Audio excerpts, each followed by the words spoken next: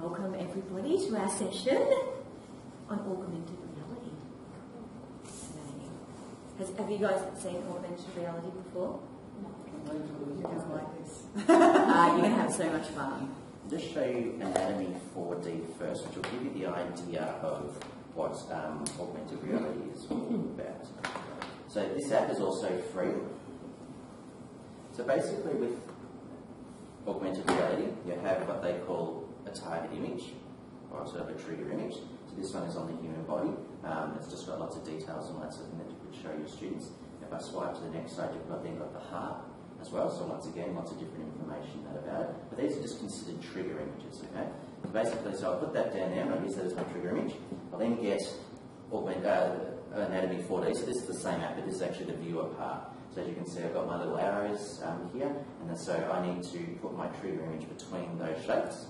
And when I do that, you'll then see come up on the screen, I actually get my three-dimensional object. So all of a sudden you've taken just a blank piece of paper and you've actually created something that's to a point interactive. So I can move around that, so you can see it almost come out of the page. And you can see my full environment still behind it.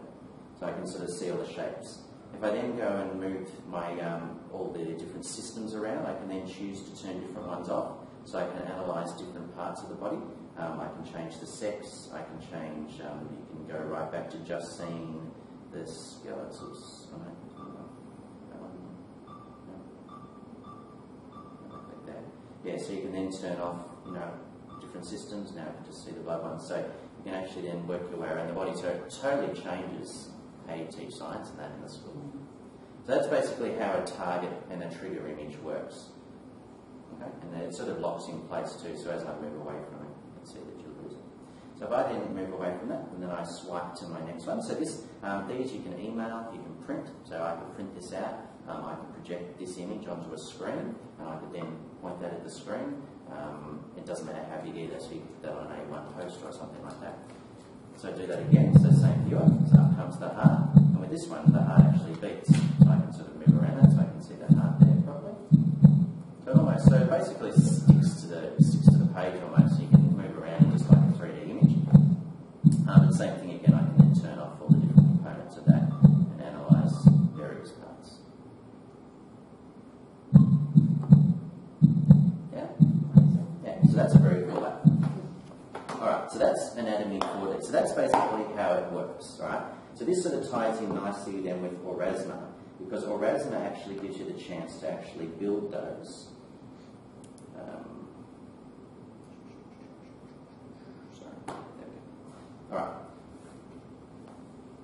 Alright, so Aurasma is doing the same thing here. So basically on the default screen of Aurasma, it is looking for your trigger image. So, but we don't want to do that in this case, so we're going to click on the little A symbol down the bottom there, and we're actually going to make our own aura or trigger image and that sort of thing.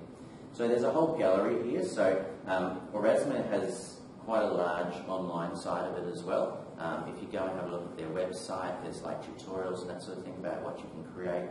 You can see other things that other people have created. So there's a lot of really additional things that you can do with Aurasma here. But for the moment, I'm going to click on the plus button down the bottom here, because we're going to make our own. Alright, so there's all these overlays. So basically, I suppose that, like when you think about Anatomy 4D, you have your trigger image, which is at the bottom, and you then have an overlay, which is over the top. And the overlay can be a picture, it could be the video. If you're really good at it, you can do a 3D model like that and there. So there's lots of different options there. So in my case, I'm going to go across to device, and I'm then going to create my own. So say I wanted my own video or something like that. So what you can often do is, I'm going to take just for example. So what you could often do, and what some people have talked about before, is like having a newspaper article or something like that, or even make your own. So the students might develop their own newspaper article, and then they'll sit down with this article, and you'll have maybe their face or something as the main trigger image. And then when you hover over that, that image will actually come to life, and it might actually be then a video of them talking or something like that, or presenting on something. It could be the same like how they do the news or do the weather. You can actually hover over that. So what I'll then do from here is I'll click on the plus button in the top right hand corner. So I've got my option to camera or photo album, so I'm going to say I'm going to do it from my camera. So this then takes me to either my photo or video, so I can then take a video. So if I do video, I'll turn my camera to do it just a bit. Yeah, just doesn't capture everybody. Alright, my finger out of the way. Alright, hello and welcome everyone to our Tech Savvy Teachers. Today we're learning all about Aurasma and creating our own auras. Alright, so we say we're happy with that. So we're going to say we'll use video. Oh, no, so we're going to say use video, so at the bottom right hand corner. Alright, so we can give it a name that is optional, so just a meaningful name, and we click finish once we're happy. Alright, so now that's thrown it in there as a video overlay at the end there. So I'm going to click on that to select it. Alright, hello and welcome everyone. So it's a video overlay. Today we're learning so I'll click select in the bottom right hand corner there. Alright, so now this is what this is wanting me to do, is create my trigger image. So down the bottom here, it gives you a bit of an example of how recognisable the trigger image is. So, like if you were just to do it of the carpet or something, it's hard. I suppose it would be considered not the best trigger image because that's quite easy to, or there's not a lot of contrast in that, so you can't sort of differentiate. So when I hover over something here like this should be quite a good trigger image for it. So I'll probably get it green. Yeah, so it's gone green, and I will then take a photo of that. That's right. My trigger image. So that's now sitting my picture over that. Now I can pinch and zoom and that sort of stuff over it, so I could then say, alright, I just want it to pop up at the bottom of the image. Well, so this is how you could see how you could apply it over a newspaper article or something, because I can then actually put it in. Sorry. So I could actually then put it into that wherever you want, so that it'll show up over that. Oh, sorry. Yeah, alright. So once we're happy with where we put it, I'm then going to press the next button. It's now going to save what I've done. I can give it a name, so I might call it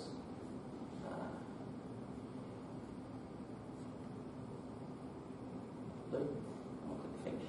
And as you can see there, I've got public and private. So at the moment, and also add to channel. So at the moment, when I leave it as private, only I can see, right? If I was to then make it public, that's where you could then actually start having it so that you could log on to the app and you could actually get the same aura when you hovered over the object. So you might be able to then do that for your students. So you might make it public so that the whole class, all 30 iPads or something like that, will actually then get the same trigger image. So if I now, using my viewer, so this is just the viewer on Aurasma, if I now hover over that, when it sees the trigger image, it's going to start playing my video. And it's playing it exactly where I've put it and exactly how I've set it up. That looks a bit disjointed over that one, I suppose, but yeah, if you set up the right, if you have a nice looking trigger image, you can then put it up over anything you like. Now, so from that point, I can actually then say any object pretty much in the room. So I could walk over to that TV and I could have it play. So when when I hold up my iPad to the TV, it's going to come up and say something about the TV. I could even make a video that actually pops up over the TV when you actually hold up the iPad. And the best thing about it too is it actually sticks to where you put it. So if I move my iPad away, see how the video stays where it is? So if you actually set it up so that that video sits perfectly over the TV, it doesn't matter where it doesn't matter if they then move away, it'll actually look like it's actually stuck to the TV. And as long as the trigger object is quite identifiable, it'll work. So you could do it over a telephone or anything. So imagine in your classroom being able to walk around and they can actually identify all the different parts or even things, or even something you've written on the board or something like that. So, yeah, there's a lot of possibilities with the Aurasma. Any questions at all? So you could actually send home a newsletter to all your students and they could have their iPads at home and they could have a virtual newsletter there and they'd all get the same thing. Yeah, from just that one bit of paper as long as it was... And that's something Amber and Kelly are going to touch on too, as far as there are other apps as well, and even some magazines and that are actually doing those sort of things as well. They're starting to head down that track, so because it just makes a whole different world. It makes it so interactive. So all of a sudden, even think about a digital presentation or something. It becomes you hand in a poster that just looks like it's just a nice, colourful, well-presented poster, but then your assessor or whatever would actually then hover over all these different components to see all the information or see a video played or a PowerPoint presentation or whatever. There's just so many really cool options with it. That sort of shows you the two steps. So Anatomy 4D shows you what the trigger image is and how that sort of works, and this is actually how you can then go and create your own. So I have seen actually schools. So the classroom has created some work. They've hung it, in the foyer. When you go in, all the kids' works are there, and there's a sign that says, "Please grab an iPad from our office staff."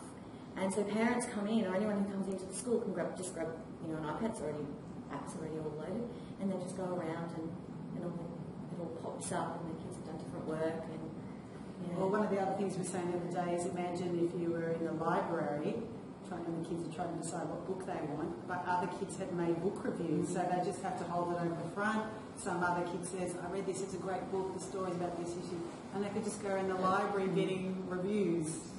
And the only thing that I recommend you do with that too is what Erasmus you do, you can get like a little A logo, and often what they'll do is they'll put the little A beside the objects that are interactive, just so it gives people an idea of, okay, well, if you point at that TV, you'll get something, and that sort of thing. So it just gives you a visual indication of where to go. Yeah, but imagine you could get, I was just thinking, great idea, but you could get the kids to do part of the newsletter as well. It could be spoken, they could be the news reporter, and send it home to the parents each week. Very cool. Yeah. That's very cool. Yeah. All right. Okay. I think they're my two for the moment done. Do you want me to? So, okay, yes. You go. Yeah. Okay. So I'm just going to show you a very quick app called Quiver, and that's why I was getting you guys to colour in these images. So it works exactly the same as what Christian was saying. These are the trigger images for this particular app. These ones that I've got here today are the free versions. You can get paid versions as well in different things. So you can see here where I have got here. So this is another free app that you can just download. My iPad's doing funny things today.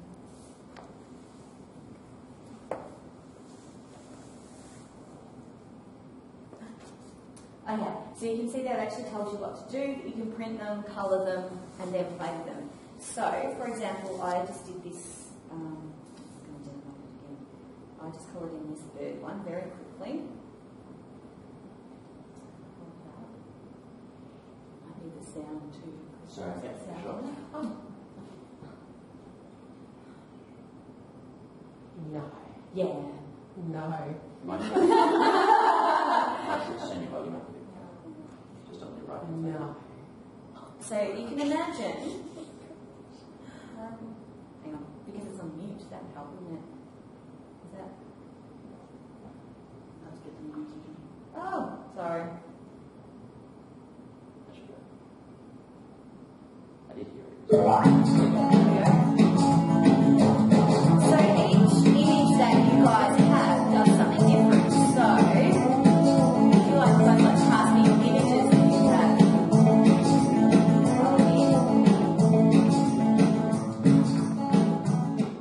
And as you can see, like those saying, it picks up the colours too.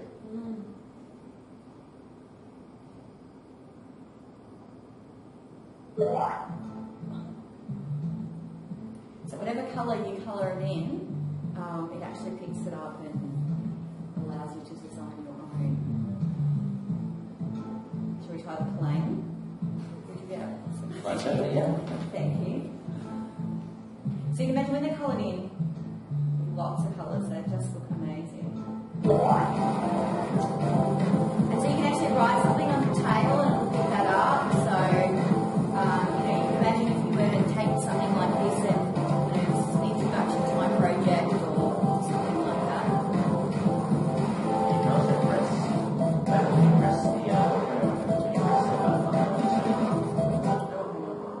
Lost it. just try to keep your iPad around. It's just portrait. So it's right. It's hard to.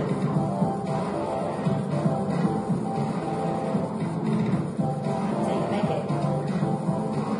Are you doing that now? Yeah, I'm pressing that button that's down there. Yes. No.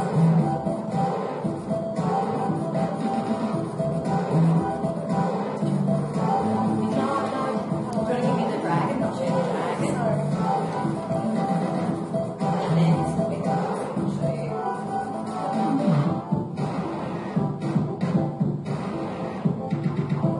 Do you imagine these as like the inspiration for a story? Do you imagine if we're doing it like birds? It's a great one, a great shark.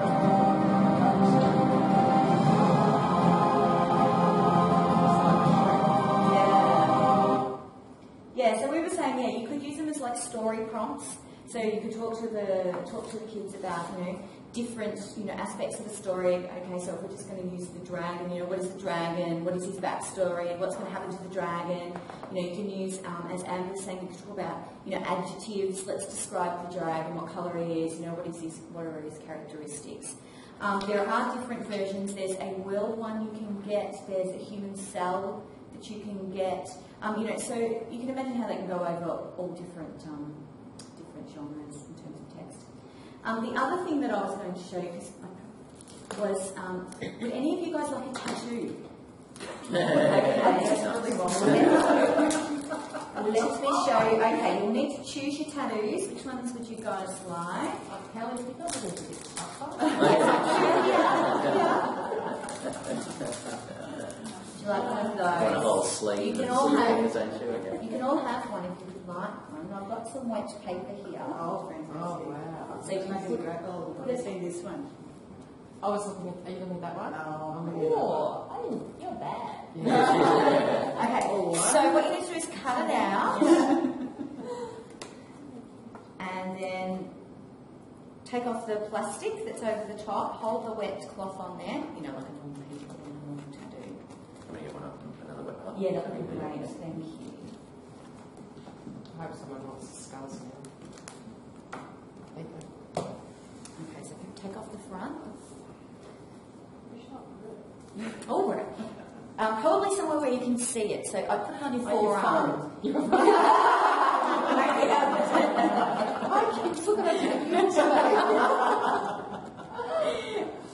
Do I wet my hand? I used to do this. I can't remember. No, Put it face down. Just put it face down. You're taking the plastic off. Yep, so put it face down wherever you want it to go.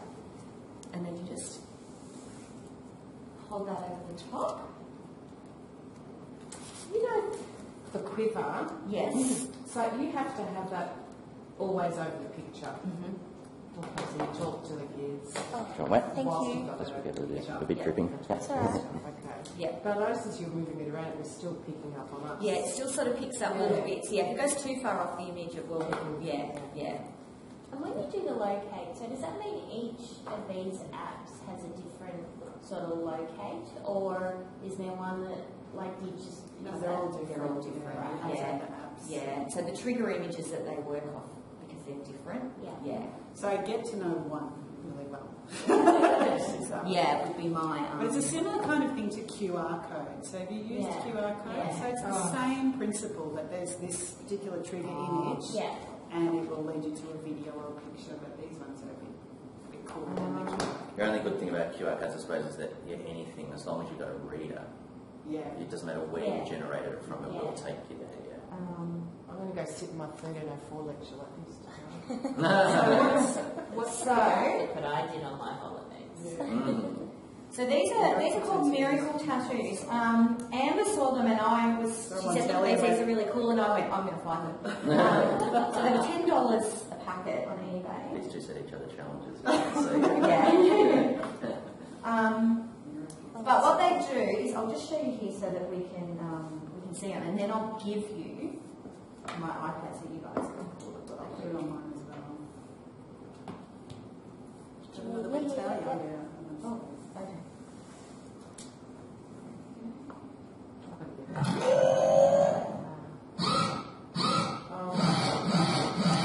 So it walks up and down the arm.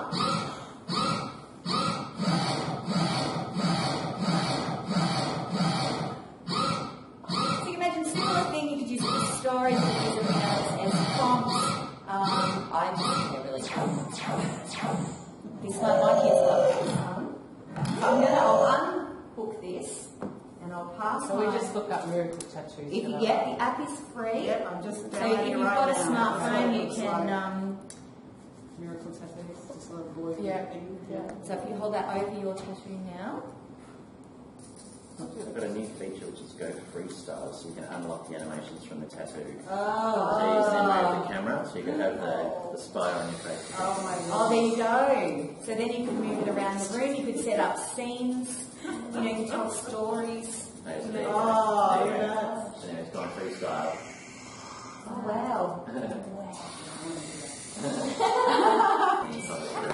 Because you can actually take photos of this too. So so you got the photo button at the top there. Yeah. So you can actually then like photograph it on your kids or whatever. And yeah.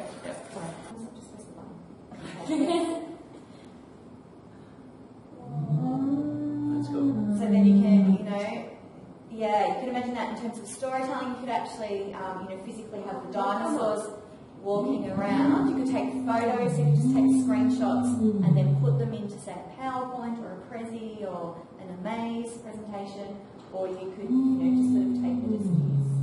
So that butterfly one just works exactly the same as that one. So this one, it doesn't need trigger image as such, it just sort of puts the image over the video. Alright, so I did actually bring in, Christian was saying that books and magazines and stuff are starting to use through, so I did bring in a couple of books. So these are my kids' books, Guinness World Records, okay, and it has a little thing on the front saying see it in 3D. So let's say pages.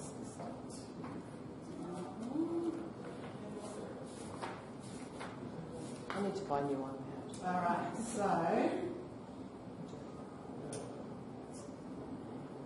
so this is a book. So you can imagine getting your students to make their own book.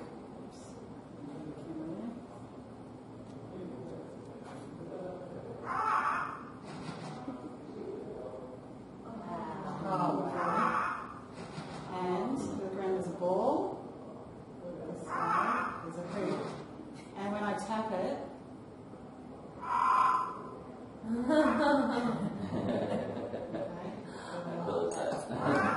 because that was a world record, most slam dunks by parrot in 1 minute.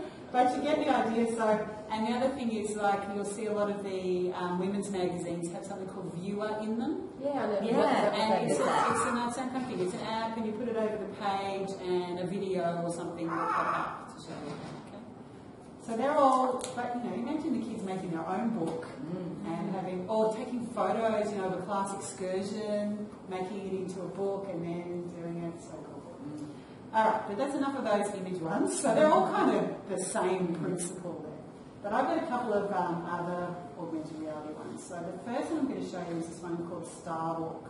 Now, my son's in year 10 at the moment, and they're doing the solar system, as in the universe, like the stars and all kinds of stuff. So the way this works is it matches up with reality.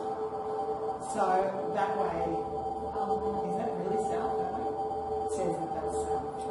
It's upside down now. Oh, I'm upside down. You go right around.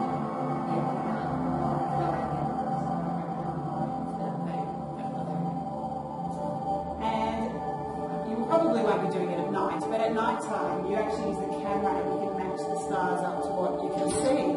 It's amazing. And so it can tell you, and it's like real time, so it can tell you where, see the moon down the bottom there? Okay, that's where the moon is at the moment. So you can watch the moon rising, which is amazing. And then it can show you, like, there's a satellite just there at the moment. Okay? And you can go around and look at all the planets. There's the Milky Way, that line right there. There's like satellite, there's Saturn.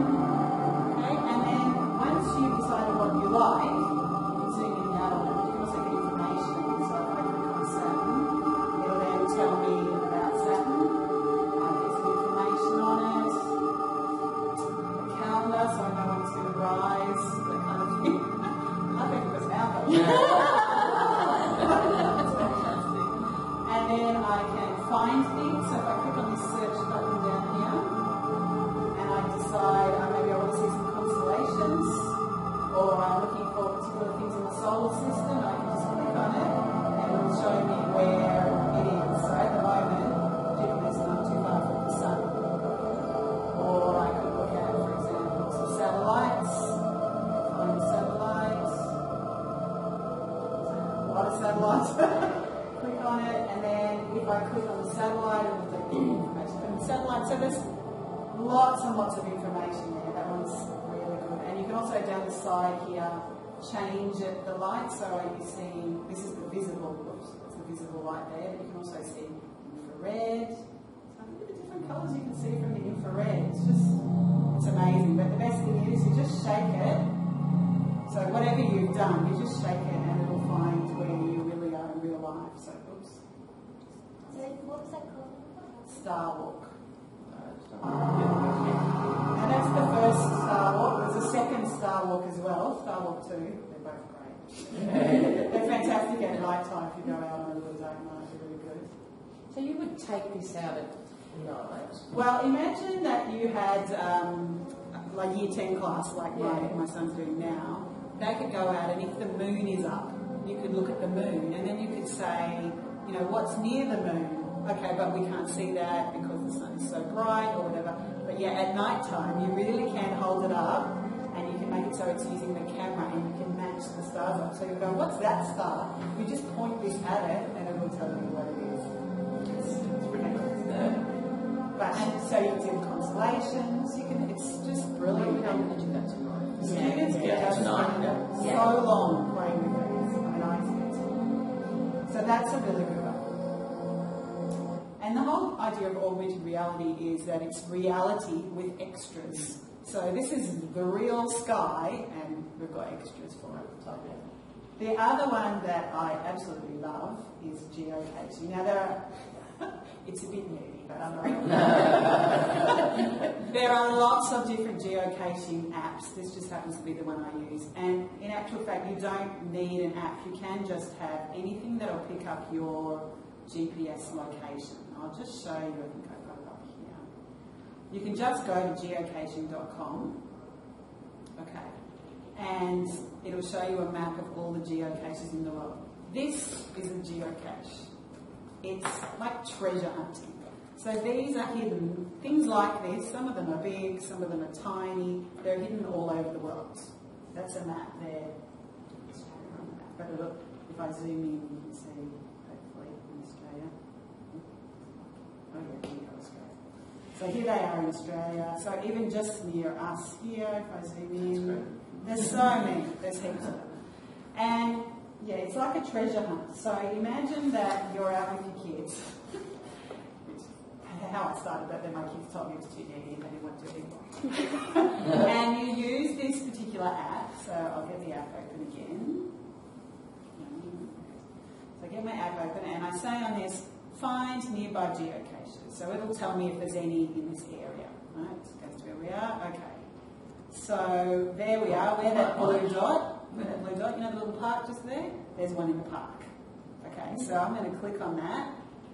And that's the name it's been given. And I can see on there how hard it is to find, so it gives a difficulty one. What the terrain's like, is it very uneven, and the size. Now that's the smallest one. It could be like this big. And you could just have a piece of paper, so it could be tiny. So then I need more information, so I can go to this page and it tells me who found it last. So I click on recent logs. So on the 25th of July, someone found it. Okay, and I can read back through other people's logs. I say, on the 23rd and 27th, they found it recently. You have to check this because sometimes people haven't found it for a year and you think, okay, I'm not going to find it. But if someone found it just last week, there's a good chance you'll find it. There's a description on there, so it tells you why it's there. Sometimes it's history of the area. Sometimes it's like some important geological thing, or an old tree or something like that. And I've seen teachers using this for their classes where they made a geocache and it had something in it. So the one I saw actually was called Metamorphosis, and the students had to go, there was a park near the school, and the teacher set it up so they had to go around the park and they found like a chrysalis at one of them, and another one was like, had little plastic butterflies in it, and another, and so they had to walk around and find all these things. But it gives you some information there about it. Sometimes it gives you a hint, this one doesn't have one. For example, you have to be very tall to find this one, or look underneath the rock or something like that. Once you've decided that you want to find this, you click on Navigate to Geocache, and it comes up with a real map. And as you walk, your little blue dot will get closer and closer to it. Or alternatively, you can use a compass, so you can just follow the compass. So if you're teaching kids how to use a compass, this is great.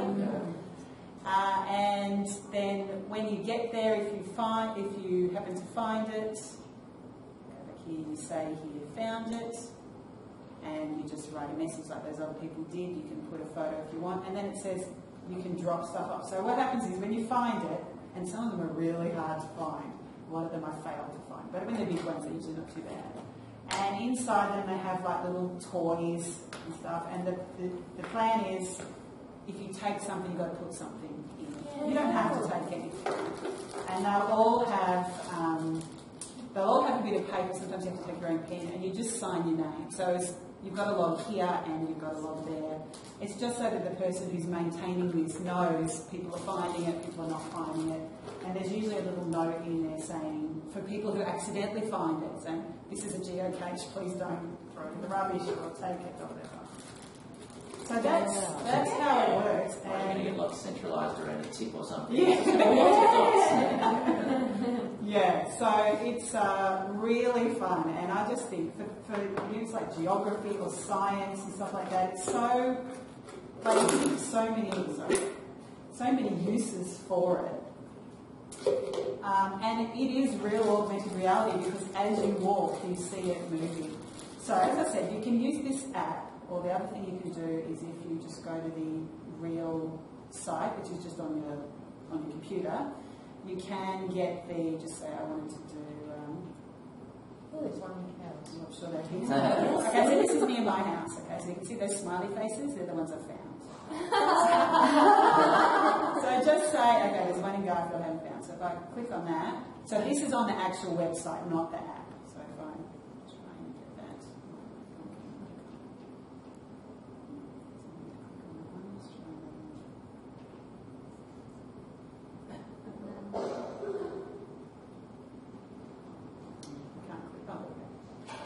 And then I want to get some information on it.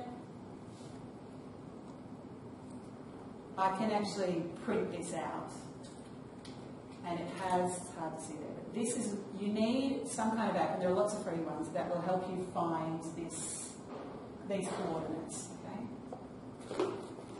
The geocache apps, and there's also other geocache apps, but they just keep a record of it for you so you know what you found and haven't found. And they've got other people's comments on there so it helps you. But you could do it with a class, you could just print it out, send them off, and say to them, you know, whoever finds this.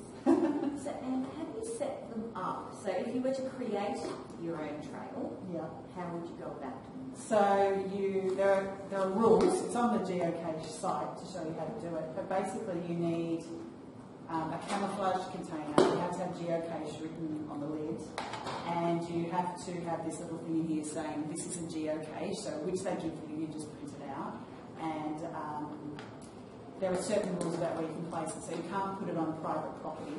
But you know, if it was your school, you don't have to use the geocache thing. You could just make up your own one, as long as you've got something that'll find that they can locate it with, then they're fine.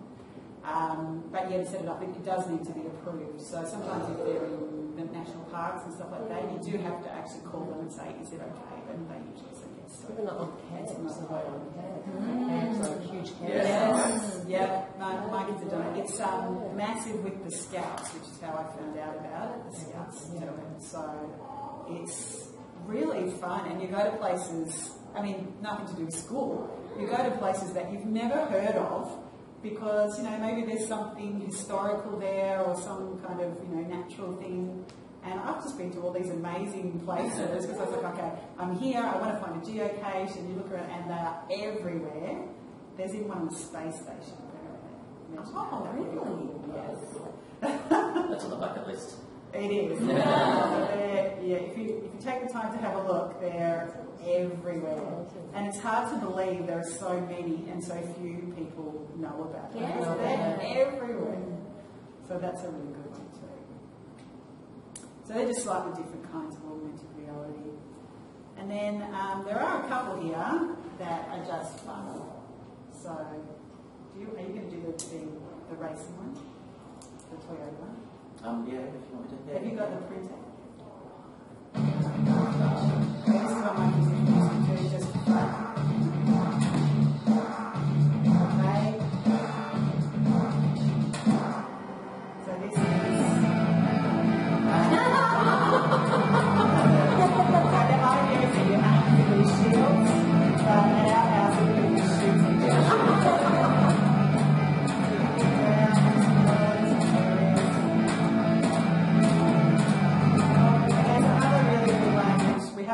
the trigger image, yeah.